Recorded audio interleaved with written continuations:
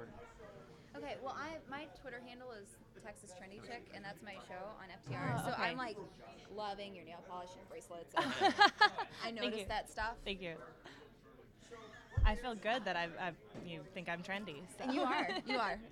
Thanks. We're good here. Good there? That's recording, and that's recording. Again, it's good. I think we're good to go. Rock What is on. it?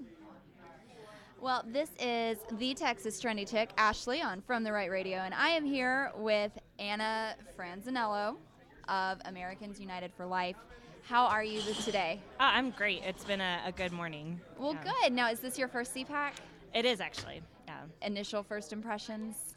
I think it's been great. I mean, and I really appreciate the opportunity to speak today on the panel on pro-life, the pro-life movement, and going forward. And it's just been an exciting day, and awesome to see so many young people involved. Absolutely. Well, that's one of my big issues is taking the 18 to 35-year-old crowd and really redefining feminism, bringing feminism back from that one word, abortion. And I just think that there's so much more to being a woman. Right. And we've heard that motherhood is a political statement. I mean, it is a very powerful thing.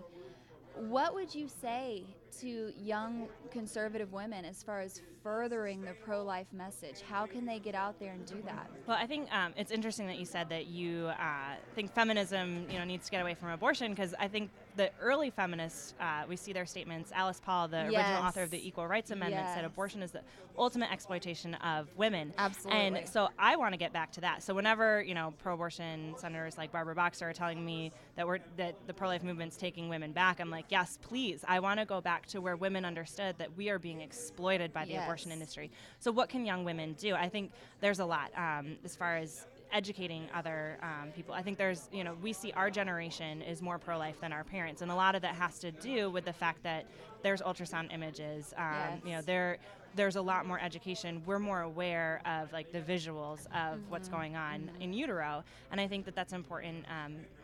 It's important to spread that message, but also just to dialogue with young women. And I think it's important for young women to be an example and to stand up and let people know that you are pro-life, because there's so much, that the abortion advocates try to claim that they're women's rights movements, that they're the ones that are protecting women, that they're the ones that are standing up for women's interests. But there are so many of us that's not true. They don't reflect my values at all. Right. And so I need to be a witness and let people know that they don't. I am a woman and I am pro-life. Well, and I think it's interesting that you bring, because I consider myself a traditional feminist. Right. Before the 1960s, all of the women that came and fought before us for our rights. I know that Phyllis Schlafly is here today, and I mean, she's fantastic. Have you had a chance to meet with her? I've been at conferences where she's spoken, but I've never actually met her in person. We should find a way to make that happen. Yeah, we should. No, but you're so right that there's so many women who are successful, and that's what the abortion industry is trying to tell us, that without abortion, without this kind of, if we don't alter ourselves chemically or surgically, that we can't succeed. And yet that's not true. We look at so many pro-life women who have been very successful, and I mean, I'm not where I am because abortion is legal. I'm where I am because of hard work and success, and it's so demeaning for them to keep telling us that. It really is. And I wanted to also speak to your point about the sonograms and such. Last week, Governor Rick Perry of Texas gave the state of the state, and he briefly mentioned a sonogram bill as a means of informing women further of what's really going on before they make that choice. Now, that seems to be in direct conflict with what Planned Parenthood is telling women of, oh, no, it's just a bunch of cells, it's nothing. I mean, do you see this becoming a very forefront issue? It's so funny because I was actually in Richmond last week testifying about a bill on opting out of the abortion funding in healthcare reform. But there was an ultrasound bill there, and Planned Parenthood and everyone was attacking it as that this is going to be biased information. I'm sitting there thinking, really, like an ultrasound, like because a woman is seeing an image of her child, that's biased. This is science. This is factual evidence that they're always trying to say that like pro-lifers or Christians like don't believe in science, but they're the ones that are trying to dismiss the scientific, factual evidence all the time, and it's because it hurts their bottom line. They make their money on abortion. So, they're attacking crisis pregnancy centers, left and right. We see these laws springing up, trying to tell them that they need to put up signs saying that they don't perform abortions. But I'm waiting for the day when we have Planned Parenthood post a big sign so that women see it when they come in that says, we profit from your abortion.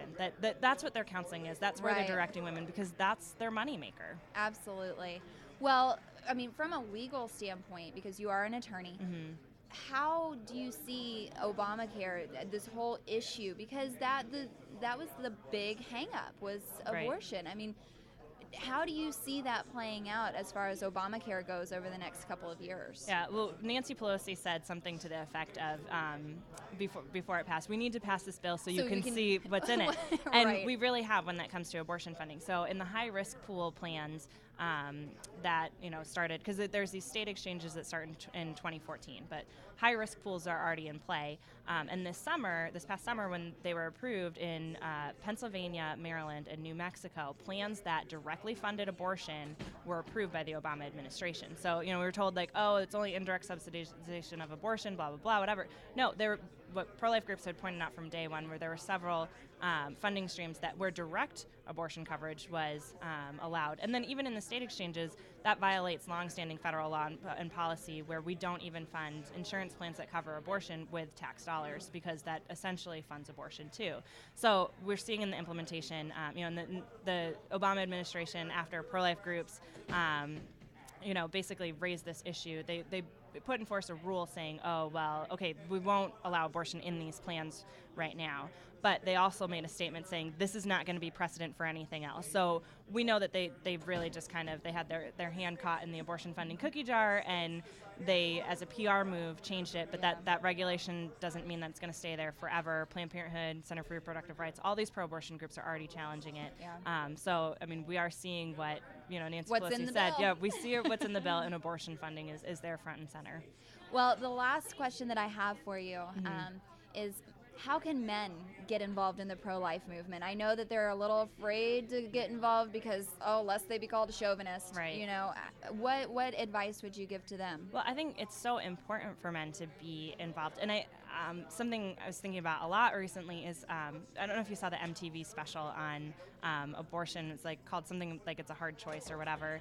And in there, they document this couple that chooses an abortion, and you see how she was very influenced by her boyfriend. And that's something that we see in the statistics, that a lot of women, it's who they turn to first that kind of dictates their decision. Or, there's a lot of coercion that goes along too, but even just for men to be there as support for women, for their women friends who find themselves, whether it's their girlfriend or just a friend of theirs who, is pregnant, that men are there as a support system as well, and helping women choose life. Because nobody ever gets pregnant to have an abortion. And a lot of times women feel alone and trapped and scared. And that's why they're there. And it's because people, it's not just that they don't know what's going on, but that nobody's there to support them in their personal life. So I think that's so important for men to be involved and be there as a support, and help women not choose abortion. Well, Anna, thank you so much for sitting with us today and taking the time to talk with me. Thanks.